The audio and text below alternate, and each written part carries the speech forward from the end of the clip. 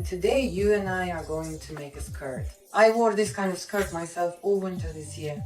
You know, it was just wonderful. It didn't pill at all. It didn't get fuzzy anywhere. And it didn't stretch out anywhere. It was warm, it had texture, and it was beautiful.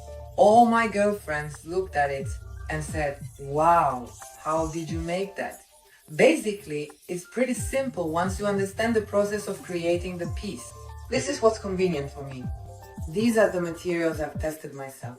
And this is the experience I've accumulated over decades. Although, you know, I'm always playing it safe because I'm always afraid I won't have enough. Viscosite's so thin, you know? It sticks to your hands when you start laying it out, if you look at it against the light like this. Well, take a look. Is that it? This thick little strip here? Yes. But you didn't do it like that with the viscose. Well, with the viscose, it actually fits so well and conveniently for me that it wasn't necessary. Ta-da!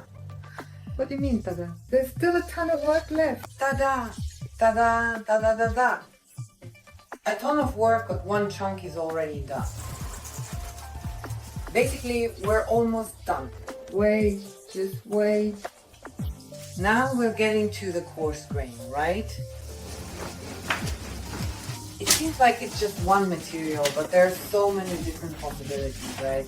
And you just change one component, right? And suddenly, it all works completely different. So, is it ready? Here we have a nice grain. I can feel it with my hands right here. And when I turn it inside out, it's so nice and fine.